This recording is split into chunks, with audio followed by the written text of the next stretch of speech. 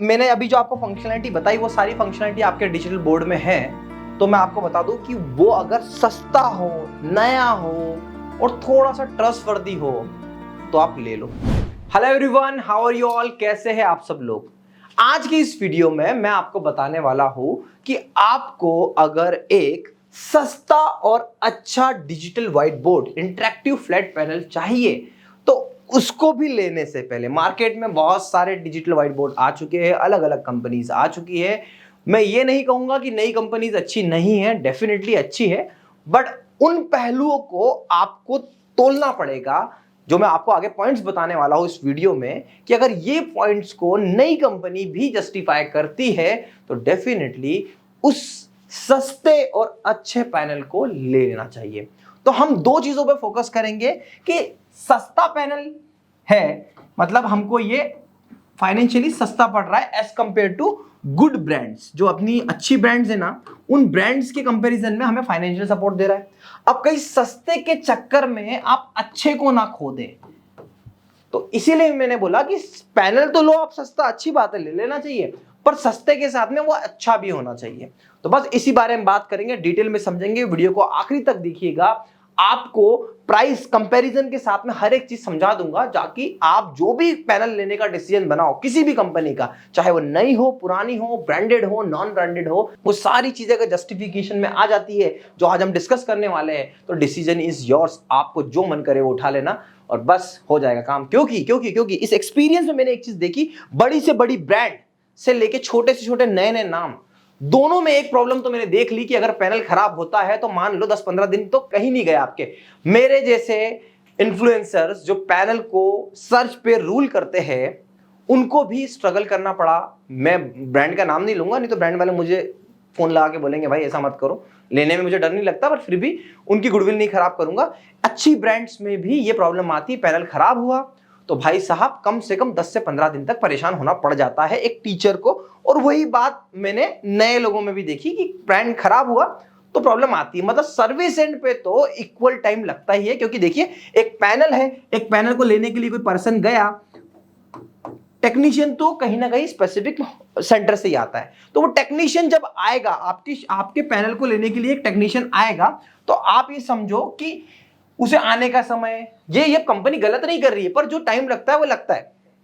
ठीक है, अगर आपने नया नया पैनल लिया तो कोई कंपनी रिप्लेसमेंट का करती है। मेरे साथ मैंने एक बड़ी कंपनी का, मेरा पैनल खराब हुआ था, मैंने रिप्लेसमेंट करवाया, रिप्लेसमेंट करके दिया डर के मारे, इसलिए नहीं कि वो उनका काम है। मैंने उनको सीधा बोल दिया कि यार मैं वीडियो बनाऊंगा इस पे क्योंकि खराब है, और वो सही हुआ, रिप्लेसमेंट हुआ।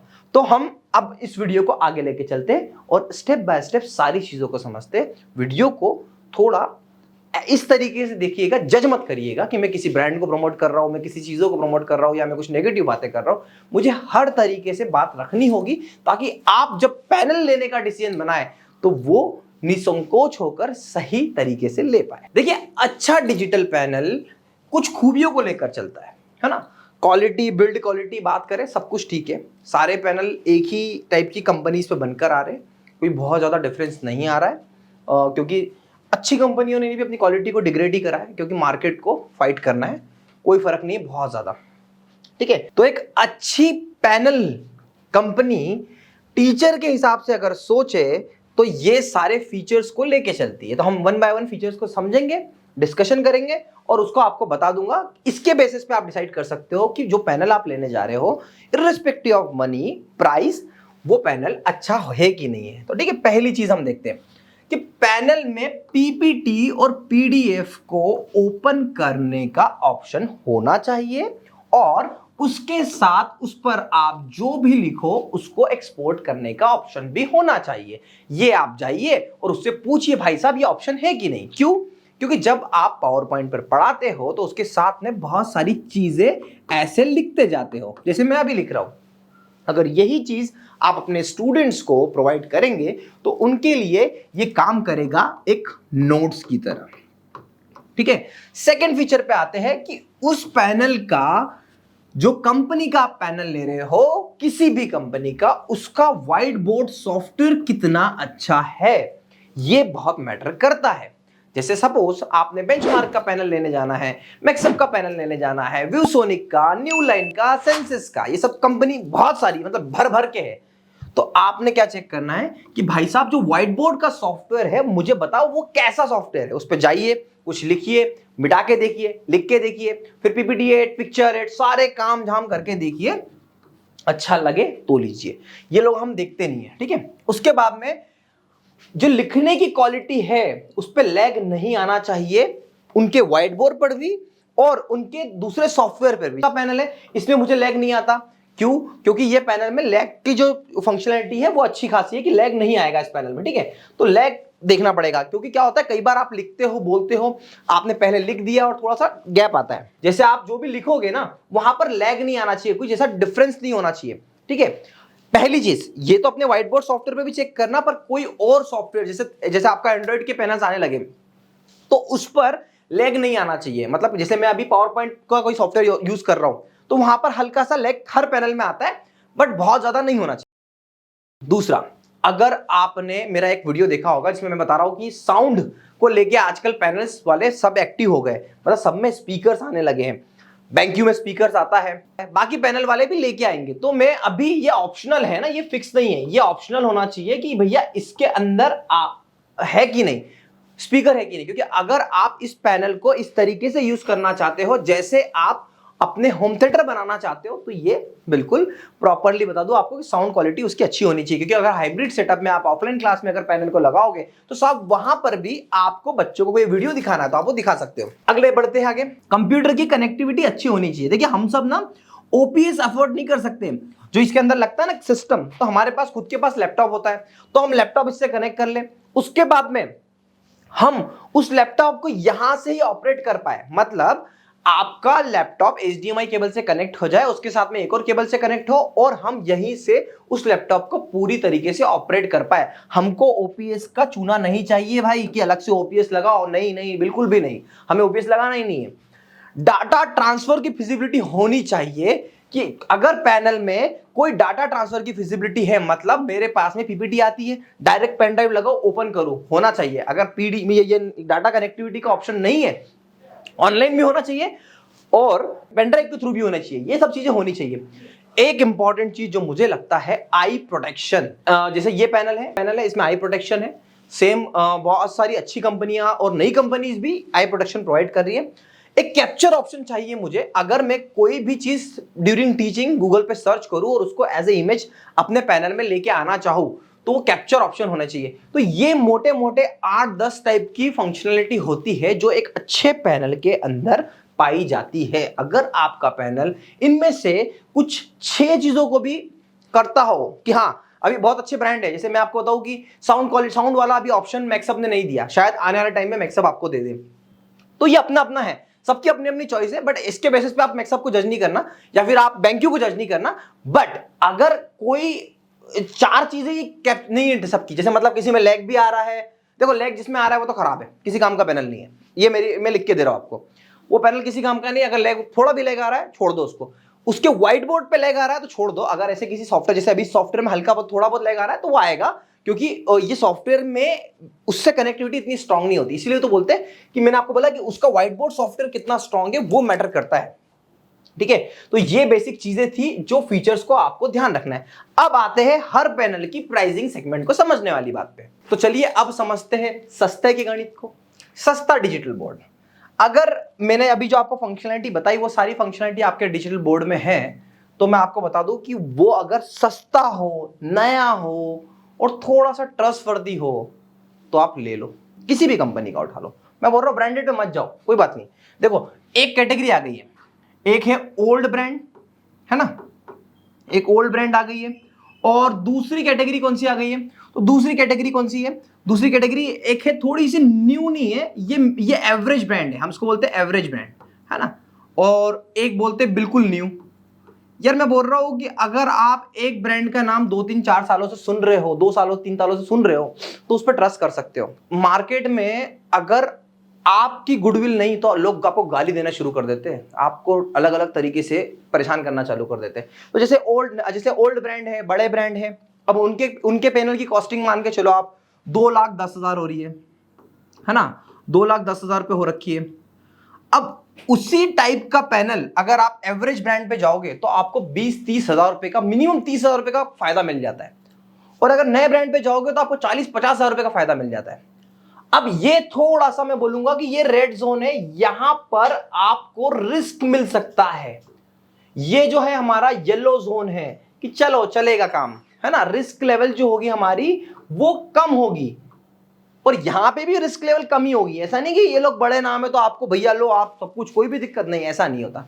सर्विस देने का डिसीजन होता है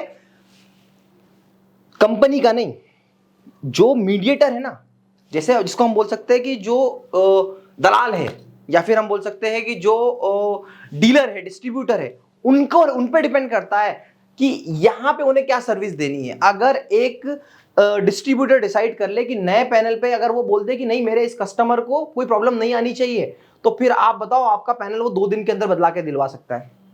बट अगर यहां पे नई कंपनी में भी कोई ऐसा डीलर सा आदमी मिल गया आपको जिसको कुछ चलती, खुद की कंपनी में कोई रेंज नहीं, वो खुद किसी तीसरे के थ्रू पैनल ले रहा है, तो कोई नहीं सुन रहा आपकी।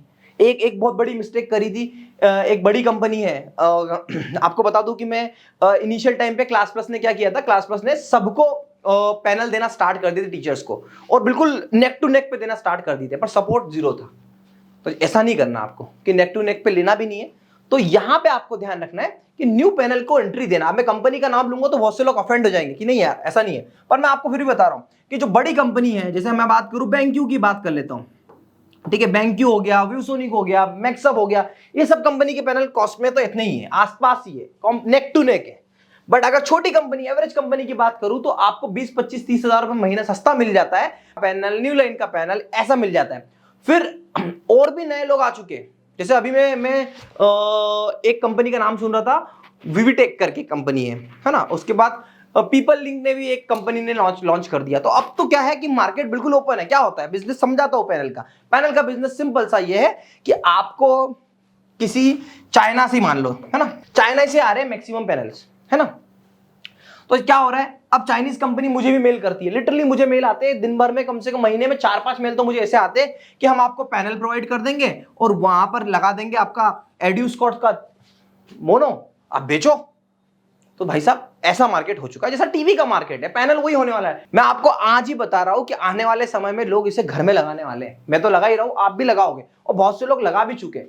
तो यही चीज है कि अगर आपके कुछ फीचर्स को सेटिस्फाई करता है तो आप एवरेज कंपनी या फिर आप नॉन एवरेज कंपनी और ब्रांड पे भी जा सकते हो। मैं ब्रांड के अपोजिशन में बात नहीं कर रहा हूं, ब्रांड की अलग सर्विस, ब्रांड की एक अलग क्वालिटी होती है, उनका भी कई सालों से नाम है इसीलिए वो यहां पर है। बट अगर आपका बजट नहीं है ना, आपका जेब में पैसे नहीं है और आप स्ट्रेच करोगे अपने आप को, यार देखो मार्केट में BMW भी है और मारुति भी है। अगर आपका बजट, तो समझ लो इसको BMW कैटेगरी ले लो, है ना, और ये ले लो मारुति कैटेगरी ले लो, तो ऐसा हो सकता है। तो आप मारुति से काम चला सकते हो, आप स्विफ्ट डिजायर ले लो यार, आज मैं स्विफ्ट डिजायर चला रहा हूं, मेरा बजट जितना है, कल को मुझे लगेगा मैं BMW की कोई भी अच्छी सीरीज उठा लूंगा। तो यही थॉट प्रोसेस होगा। सर्विसेज वेंडर पे डिपेंड करती है, कंपनी पे नहीं। कंपनी लेवल पे अभी मेरे पास में एक कंपनी का फोन आया था, एक टीचर का फोन आया कि हमारा ये पैनल खराब हो गया है, कंपनी सपोर्ट नहीं कर रही है। 2 साल में कंपनी वाकई में सपोर्ट नहीं कर रही है, कंपनी की कोई गलती नहीं है, बट रिपेयरिंग के लिए वही 30-35 दिन का खर्चा, 30-35 दिन का गैप। अब एक टीचर के लिए कोई आपसे बोलूं कि आपका मोबाइल जा रहा है रिपेयरिंग के लिए, 30 दिन तक आप बिना मोबाइल के रह लो, कैसे पॉसिबल है? टीचर कहां जाएगा बेचारा? ये समस्या तो हर कंपनी के साथ में। तो आपको डिसीजन बनाना है फीचर्स के अकॉर्डिंग, उसके बाद प्राइसिंग गैप कितना आ रहा है, क्वालिटी कितनी आ रही है, क्योंकि देखो हर टीचर की एक अपनी चॉइस हो गई है। एक टीचर बोलता है कि आप इस ब्रांड का ले लो, एक टीचर बोलता है इस ब्रांड का ले लो। तो पैनल कौन सा लेना है ये आप खुद जाके देखिए, खुद समझ के देखिए, खुद वीडियोस देखिए। वीडियोस तो खैर आपको मैं ही मिल जाऊंगा, मैं हर बार अलग अलग ब्रांड को रिकमेंड करता हुआ दिखूंगा, क्योंकि जिस समय पे जो ब्रांड अच्छी होती है मैं उसे बता देता हूं। आज के टाइम पे अगर मुझे रिकमेंड करता हूं, कल के टाइम पे मुझे कुछ और लगेगा तो शायद मैं कुछ और रिप्रेजेंट करूंगा। बट आपके पास में आज की डेट में ये भी है कि आप लोकल मार्केट भी सर्च कर सकते हो। उसके बाद में अगर मैंने किसी चीज पे रिव्यू किया तो आप उसको भी देख सकते हो। अगर आपको लगता है, जैसे देखिए मेरा बजट कम था तो मेरा बजट एवरेज था, का पैनल लगाया। यही बात अगर मेरे कोई बड़े क्लाइंट का होता है तो मैं व्यूसोनिक पे, बैंक्यू पे, मैक्सअप पे चले जाता हूं। तो बजट की बात है, वॉलेट में कितना पैसा है ये डिपेंड करता है। इसीलिए मैंने बताया कि कुछ फीचर्स को समझ लो, फीचर्स के अकॉर्डिंग फिर पैनल पे जाओ और फिर उस पैनल को लो और अपने काम को इसी तरीके से आगे बढ़ाते रहो। काम में अगर आपको मेरे वीडियो से थोड़ी भी वैल्यू मिलती है तो मेरे चैनल को सब्सक्राइब करिए, बेल आइकन को प्रेस करिए, इस वीडियो को ज्यादा से ज्यादा शेयर करिए और कमेंट कर बताइए जो मैंने कहा वो आपको उचित लगा और ऐसी कौन सी चीज है जो मैंने मिस करी। उस 8 फीचर के अलावा अगर आप एक सच्चे टीचर है तो इस वीडियो को इतने एंड पे देखने के बाद में आप अपना इनपुट जरूर दीजिएगा, क्योंकि ऐसे बहुत सारे टीचर्स, बहुत सारे लोग हैं, नए लोग हैं जो एक्चुअल में बहुत कुछ जानना चाहते हैं। हम उन्हीं की मदद करने के लिए ऐसे वीडियोस बनाते हैं। Thank you so much for watching.